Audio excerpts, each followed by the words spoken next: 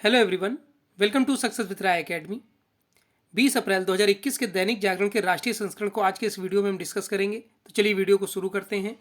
सबसे पहली जो हेडिंग है कि मई से हर बालिग को लगेगा टीका, यानी कि जिनकी उम्र 18 वर्ष से ज़्यादा है अब उनका भी टीकाकरण 1 मई से प्रारंभ हो जाएगा। अभी तक इसमें स्टेप बाय स्टेप गवर्नमेंट चल रही थी। सबसे पहले उन्होंने डॉक्टर्स को, फ्रंटलाइन वर्कर्स को, स्वास्थ्यकर्मी, सुरक्षाकर्मी, वार्ड बॉय, नर्स, ऐसे लोगों को कवर किया जो कोरोना पीड़ित लोगों की सेवा में लगे हुए थे, इलाज में लगे हुए थे। उसके बाद उन्होंने 60 साल से ज़्यादा उम्र के व्यक्तियों को लिया। उसके बाद इन्होंने 1 अप्रैल से 45 वर्ष से ज़्यादा उम्र के उन व्यक्तियों को लिया जो गंभीर बीमारियों से ग्रसित हैं। और उसके बाद भी इन्होंने 14 से 15 अप्रैल के बीच लगभग सभी के लिए अलाउ कर दिया था 45 उम्र वर्ष से ज़्यादा के लोगों को, कि जिनकी उम्र 45 से ज़्यादा है वो टीकाकरण करवा सकते हैं।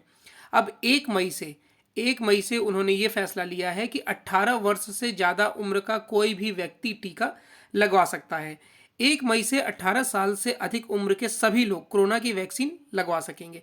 प्रधानमंत्री नरेंद्र मोदी की अध्यक्षता में हालात की समीक्षा के लिए सोमवार को हुई बैठक में टीकाकरण को विस्तार देने का फैसला किया गया। फैसले के मुताबिक कंपनियां 50% वैक्सीन केंद्र सरकार को बेचेंगी और बाकी 50% को राज्य सरकार को।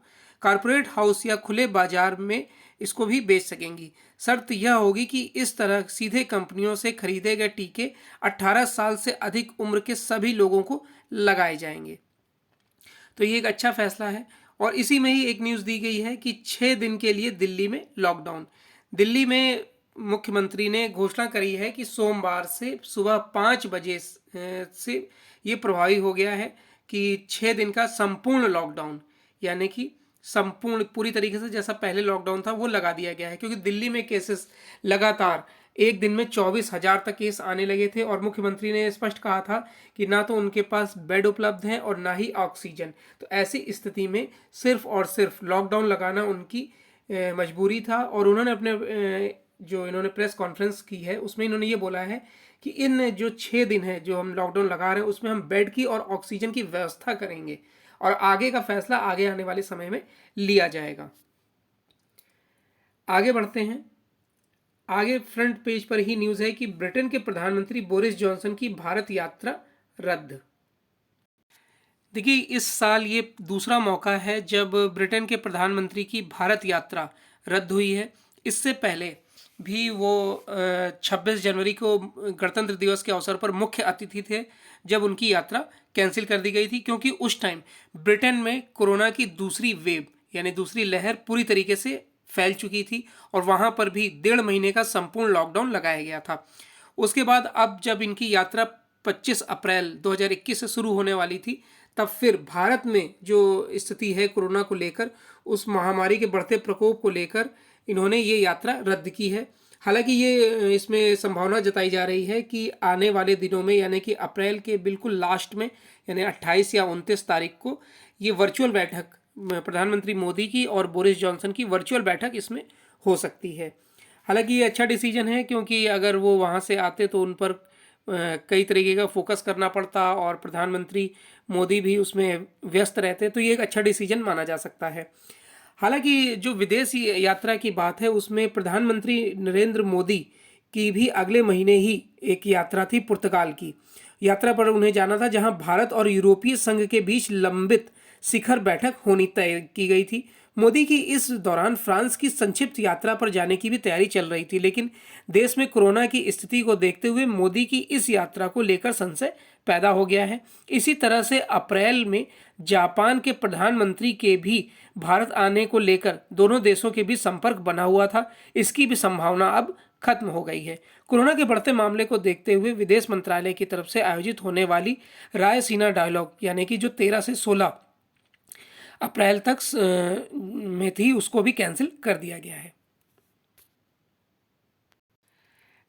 नेक्स्ट न्यूज़ है कि विकराल होती जा रही है कोरोना महामारी। देश में कोरोना महामारी विकराल रूप लेती जा रही है और 15 दिन में ही करीब 25 लाख नए मामले बढ़ गए हैं।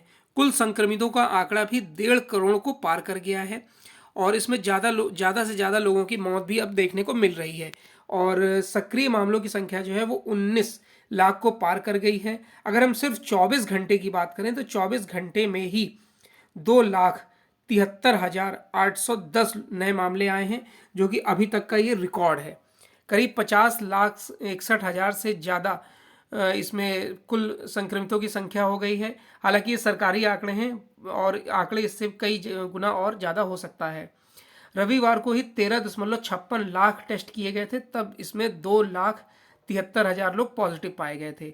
6 राज्यों से महाराष्ट्र आने वालों के लिए कई अब पाबंदियां इसमें दिखाई गई हैं। और जो एक डर था प्रवासियों के लिए, जो मजदूर आते हैं महाराष्ट्र में, कह सकते हैं आप दिल्ली में, वो एक तरीके से फिर से वही स्थिति हो रही है, क्योंकि वो अब पलायन के लिए विवश हैं। यानी कि उनको भी ये डर सता रहा है कि कभी भी लॉकडाउन लग सकता है और उनकी जीविकोपार्जन को फिर से समस्याएं उत्पन्न हो सकती हैं। नेक्स्ट न्यूज़ है कि गांव बसाना है तो बसाएं, दूसरों की जिंदगी बाधित ना करें। ये स्टेटमेंट दिया है सुप्रीम कोर्ट ने। और क्यों दिया है? जो ये आंदोलन होते हैं, सड़क जाम करना, ये सब, इस पर स्टेटमेंट दिया है। कृषि कानून विरोधी आंदोलन के कारण सड़क जाम करके बैठे लोगों को सुप्रीम कोर्ट ने वहां से हटने का साफ संदेश देते हुए कहा कि अगर आप गांव बसाना चाहते हैं तो बसाएं, लेकिन दूसरों की जिंदगी को बाधित ना करें।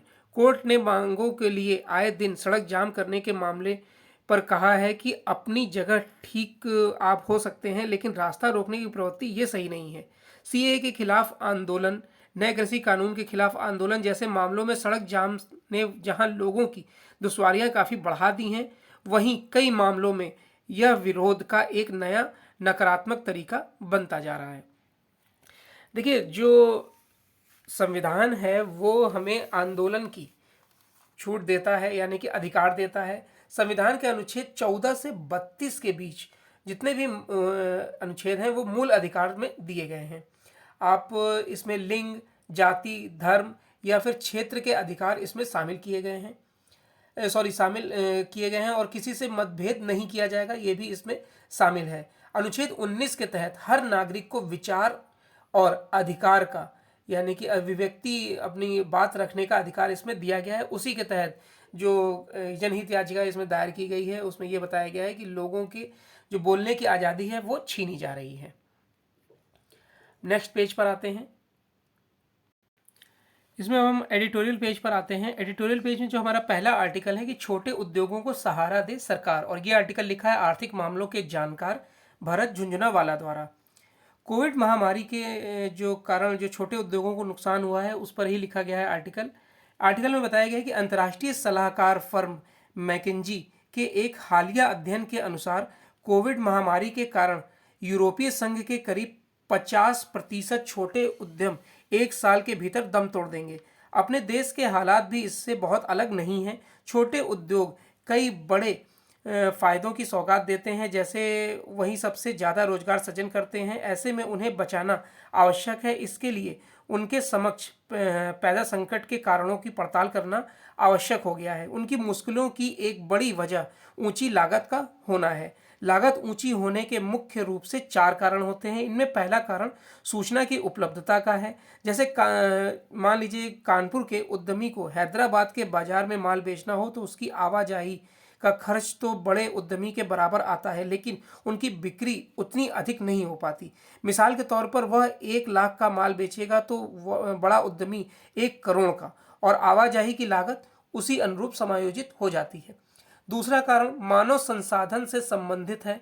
बड़े उद्योगों में मार्केटिंग, फाइनेंस, अकाउंटिंग इत्यादि के लिए अलग अलग और दक्ष लोग होते हैं। छोटे उद्यमी को ये सब कार्य स्वयं करने होते हैं और उतनी ही दक्षता भी नहीं होती है। तीसरा कारण कर अनुपालन का है। कई अध्ययनों के अनुसार जीएसटी के नियमों के अनुपालन का अतिरिक्त बोझ छोटे उद्यमियों पर ज़्यादा आता है, क्योंकि बड़े उद्यमी पहले ही चार्टर्ड अकाउंटेंट से लैस रहते हैं, जिनके जरिए वे अनुपालन आसानी से करा लेते हैं। चौथा कारण डिजिटल तकनीक के आगमन का है, जो वर्तमान युग में विशेष महत्व रखती है। यूरोपीय संघ के छोटे उद्योगों को वैश्विक बाजार में समर्थन देने की गाइड बुक में सुझाव दिया गया है कि यदि ट्रेनिंग, रिसर्च, सूचना उपलब्ध कराना और उनके क्लस्टर बनाने जैसे कार्य छोटे उद्योगों के संगठनों के माध्यम से किए जाएं तो उसमें सफलता मिलेगी। छोटे औद्योगिक संगठनों को अपने सदस्यों से गहरा संबंध रहता है और उन्हें पूरी जानकारी रहती है। उनके सदस्यों को किस प्रकार की ट्रेनिंग चाहिए, वही ट्रेनिंग यदि सरकारी अधिकारी निर्धारित करते हैं तो अक्सर सही नहीं बैठती है। अंतिम मसला आयात करों का है। छोटे उद्योग अक्सर आयातित कच्चे माल का उपयोग करके उत्पाद तैयार करते हैं, जैसे प्लास्टिक का जेरकिन। यह कार्य तब संभव है जब उन्हें प्लास्टिक सस्ता उपलब्ध हो और सस्ते जर्किन का आयात भी ना हो। इसके लिए कच्चे माल का आयात कर कम और उत्पादित तैयार माल पर आयात कर अधिक करना होगा, परंतु भारत सरकार की मौजूदा नीति इसके उलट है। इस कारण देसी प्लास्टिक उद्योग संकट से जूझ रहा है। कुछ यही स्थिति अन्य उद्योगों की है। जाहिर है कि यह परिदृश्य बदलना होगा। नेक्स्ट आर्टिकल है कि स्वास्थ्य ढांचे में बुनियादी बदलाव का वक्त, और यह आर्टिकल लिखा है लोक नीति विषयों के विशेषज्ञ डॉक्टर अजय खेमरिया द्वारा। कोरोना महामारी जैसे संकट के सामने विकसित और धनी राष्ट्र भी टिक नहीं पाए हैं। ऐसे में भारत की स्वास्थ्य सेवाओं को लेकर उठने वाले सवाल बिल्कुल भी अस्वाभाविक या अप्रिय नहीं होने चाहिए। हमारा मौजूदा स्वास्थ्य ढांचा, जो प्राथमिक स्वास्थ्य केंद्र, सामूहिक स्वास्थ्य केंद्र, जिला अस्पताल और मेडिकल कॉलेज स्तर का है, वह करीब 77 साल पुराना है। सवाल है कि क्या यह हमारी आवश्यकताओं को पूर्ण कर पाया है। कोरोना के आकस्मिक आक्रमण से परे जाकर बात करें तब भी हमारा ढांचा न समावेशी है न पर्याप्त है। आखिर गहन संकट के इस दौर का सामना करते हुए हमें ऐसा क्या करना होगा ताकि सर्वजन आरोग्य के कल्याणकारी लक्ष्य तक हम पहुंच सकें। देखा जाए तो मोदी सरकार ने अपने कार्यकाल में 145 नए मेडिकल कॉलेज को अनुमति दी है। साल 1950 से 2014 के मध्य देश में औसतन 6 मेडिकल कॉलेज प्रतिवर्ष निर्मित हुए हैं। वहीं मोदी सरकार के 5 साल में यह आंकड़ा 29 मेडिकल कॉलेज प्रतिवर्ष आता है। 2014 में देश के सभी मेडिकल कॉलेज में एमबीबीएस की कुल 53,348 सीटें थीं, जिनकी संख्या अब 84,649 हो गई है। पीजी यानी पोस्ट ग्रेजुएट सीटों की संख्या 2014 के 23,000 के मुकाबले आज 44,000 है। 16 नए एम्स श्रेणी के कॉलेजों भी 2025 तक आरंभ होने जा रहे हैं। आज मेडिकल कॉलेज से अधिकतम दाखिलों की संख्या 150 से बढ़कर 250 करने समेत आधारभूत संरचनाओं एवं फैकल्टी के स्तर पर भी तमाम सुविधाजनक प्राविधान अमल में लाए गए हैं। नया कानून राष्ट्रीय चिकित्सा आयोग एमएनसी के रूप में लाया गया है। होम्योपैथी, आयुष, प्राकृतिक चिकित्सा प्रणालियों के साथ नर्सिंग एवं संबद्ध सेवाओं को भी विनियमित करने के साथ हर जिले में एक सुपर स्पेशलिटी अस्पताल बनाने की पहल हुई है। भारतीय स्वास्थ्य जगत के लिए सबसे बुनियादी आवश्यकता 4 मामलों पर काम करने की है। सबसे पहले हमें एक नेशनल हेल्थ सिस्टम की शुरुआत करनी होगी। इसके लिए one nation one health policy पर आगे बढ़ना होगा। भविष्य का पूरा फोकस स्वास्थ्य, शिक्षा, प्रशिक्षण, रोजगार और पीजी डिग्री पर करना होगा। कोरोना संक्रमण की दूसरी लहर में शहरी अस्पताल भीड़ से भरे दिख रहे हैं, क्योंकि ग्रामीण कस्बाई क्षेत्रों में ना तो विशेषज्ञ डॉक्टर हैं और ना ही स्वास्थ्य संस्थान। इससे बेहतर समाधान है कि हर जिले में पीजी सीट वाले मेडिकल कॉलेज की उपलब्धता सुनिश्चित करना, ताकि स्नातक चिकित्सा उन्हीं इलाकों में जम सके जो अभी बड़े अस्पतालों के चक्कर में जिलों में नहीं रुकना चाहते हैं। अभी हमारे देश में एकीकृत स्वास्थ्य प्रशिक्षण का कोई तंत्र नहीं है, यानी सेहतमंद रहने के लिए विभिन्न गैर चिकित्सक आयामों का कोई प्रशिक्षण हमारे यहाँ नहीं होता है। इसके अलावा पैरामेडिकल एवं नर्सिंग क्षेत्रों में लाखों कार्मिकों को प्रशिक्षण देकर प्राथमिक उपचार उपलब्ध कराने का विचार करने का यह सबसे उपयुक्त समय है। कुल मिलाकर कोरोना महामारी की दूसरी लहर में केंद्र और राज्य सरकारों के बीच जिस तरह का टकराव सामने आ रहा है, उसे देखते हुए भी अब एकीकृत स्वास्थ्य नीति यानी one nation one health system अपनाने का सबसे अच्छा अवसर है। तीसरा आर्टिकल है लॉकडाउन की वापसी। दिल्ली में एक सप्ताह और राजस्थान में 15 दिन के लिए लॉकडाउन की घोषणा के साथ इलाहाबाद उच्च न्यायालय की ओर से उत्तर प्रदेश के 5 शहरों में 26 अप्रैल तक लॉकडाउन लगाने के आदेश के बाद यह तय है कि कुछ और राज्य भी इसी दिशा में आगे बढ़ेंगे। महाराष्ट्र पहले ही लॉकडाउन लगा चुका है। यदि लॉकडाउन की वापसी हो रही है तो इसके लिए इसीलिए कि और कोई उपाय नहीं रह गया है। लॉकडाउन की मजबूरी यह बताती है कि रात में कर्फ्यू बेअसर थे। यह अच्छा हुआ कि इस बार केंद्र सरकार ने अपने स्तर पर देशव्यापी लॉकडाउन लगाने के बजाय राज्यों पर यह छोड़ दिया कि वे अपने यहाँ के हालात के हिसाब से फैसला लें। राज्यों को यह ध्यान रहे कि लॉकडाउन में न तो जरूरी सेवाएं बाधित हो पाएं और न ही औद्योगिक उत्पाद थमने पाए। उन्हें यह सुनिश्चित करना चाहिए कि आवश्यक वस्तुओं के साथ साथ औद्योगिक उत्पाद एवं कच्चे माल की आवाजाही का तंत्र बिना किसी बाधा के काम करता है। यह ठीक नहीं है कि महाराष्ट्र और दिल्ली कामगारों की वापसी होती दिख रही है। इन कामगारों में कारखाना मजदूर भी हैं। यह औद्योगिक प्रतिष्ठान बंद नहीं किए जा रहे हैं तो फिर कारखाना मजदूर क्यों पलायन कर रहे हैं। अब हम बिजनेस पेज पर आते हैं। बिजनेस पेज में जो पहली हेडिंग है हमारी कि वित्त मंत्री ने संभाली भरोसे की कमान। देखिए, जो अनिश्चितता चल रही है कि लॉकडाउन लगेगा नहीं लगेगा, उसमें कई तरीके से वित्त मंत्री ने भी कई बार बोला है कि देशव्यापी लॉकडाउन की आवश्यकता नहीं है और ना ये लगाया जाएगा। सोमवार को वित्त मंत्री ने स्पष्ट किया कि देश में लॉकडाउन लगाने का सरकार का कोई इरादा नहीं है। उन्होंने कहा कि संपूर्ण लॉकडाउन से इकोनॉमी को बड़ी क्षति हो सकती है। वित्त मंत्री अलग अलग क्षेत्र की बड़ी कंपनियों व उद्योग संगठनों में उनकी परेशानियों का जायजा ले रही हैं। सीतारमण ने उद्योगपतियों से कोरोना के कारण उत्पादन एवं कारोबार में होने वाली दिक्कतों की जानकारी मांगी है ताकि आने वाले समय में वित्त मंत्रालय उद्यमियों की सहूलियत को ध्यान में रखते हुए फैसला ले सके। उद्योगपतियों और उद्योग संगठनों से बात करते हुए सोमवार को वित्त मंत्री ने कहा कि सरकार जीवन और आजीविका को बचाए रखने के लिए हर संभव उपाय कर रही है। इसमें नेक्स्ट है एक startup India seed fund scheme की शुरुआत। वाणिज्य व उद्योग मंत्री पीयूष गोयल ने सोमवार को startup India seed fund scheme की शुरुआत की है। इस स्कीम से मुख्य रूप से टियर 2 व टियर 3 के नए उद्यमियों को वित्त सहायता मिलेगी जिन्हें अब तक आसानी से मदद नहीं मिल पाई है। स्टार्टअप इंडिया सीड फंड में 945 करोड़ रुपए रखे गए हैं। वाणिज्य व उद्योग मंत्रालय के मुताबिक इस फंड से 3,600 नए स्टार्टअप और 3,000 इनक्यूबेटर्स को वित्तीय मदद मिलने की उम्मीद है। इस मौके पर गोयल ने कहा कि कई बार वित्तीय मदद के अभाव में कई अच्छे आइडिया आकार नहीं ले पाते हैं और उभरते हुए उद्यमियों को आगे आने का मौका नहीं मिल पाता है।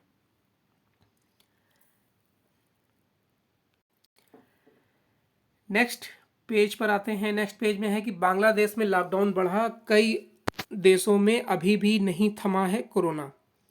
बांग्लादेश में कोरोना जो महामारी तेजी से बढ़ने के साथ एक सप्ताह के लिए लॉकडाउन बढ़ा दिया गया है। बांग्लादेश में हालात की गंभीरता का अंदाजा इसी बात से लगाया जा सकता है कि देश में पिछले 3 दिनों से हर 14 मिनट पर एक कोरोना पॉजिटिव संक्रमित की मौत हो रही है। बढ़ते मरीजों और विशेष तौर पर मरने वालों की संख्या में तेजी आने के बाद बांग्लादेश में पूरे देश में लॉकडाउन बढ़ा दिया गया है। सरकार ने 5 अप्रैल से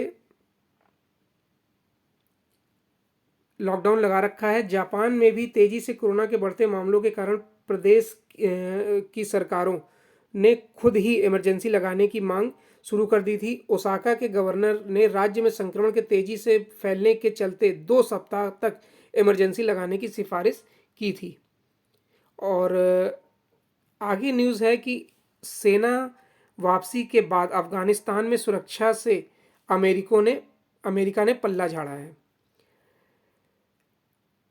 वर्षों तक अफगानिस्तान की सुरक्षा में लगे रहे अमेरिका ने अब सेना वापसी के बाद की सुरक्षा से अपना पल्ला झाड़ लिया है।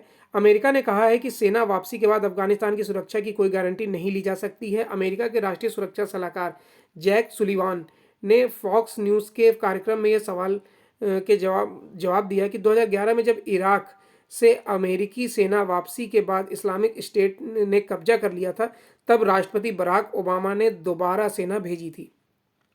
अफगानिस्तान में सेना वापसी के बाद ऐसी परिस्थितियों पर अमेरिका क्या करेगा?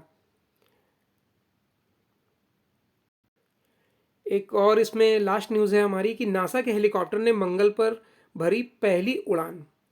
अमेरिकी अंतरिक्ष एजेंसी नासा ने मंगल ग्रह पर सफलता की एक नई छलांग लगाई है। उसके रोबोट हेलीकॉप्टर ने इस साल लाल ग्रह पर सोमवार तड़के पहली उड़ान भरकर इतिहास रच दिया है। धरती से परे किसी दूसरे ग्रह पर इस तरह की यह पहली उड़ान है। छोटे आकार का यह हेलीकॉप्टर उड़ान के दौरान 10 फीट की ऊंचाई पाने में सफल रहा। नासा ने कहा है कि इस सफलता से सौर मंडल के मंगल समेत दूसरे ग्रहों पर खोज के नए तरीकों का मार्ग प्रशस्त हो सकता है, जबकि इस प्रोजेक्ट के मद्देनज़र आगे बताया गया है कि हम अब और आगे इस पर विचार कर सकते हैं कि इसमें और क्या प्रयोग किए जा सकते हैं। तो ये आज का 20 अप्रैल 2021 का दैनिक जागरण का राष्ट्रीय संस्करण था। आई होप आपको वीडियो अच्छा लगा होगा। अगर आपको वीडियो अच्छा लगा हो तो लाइक और शेयर कर दीजिएगा। वीडियो देखने के लिए धन्यवाद।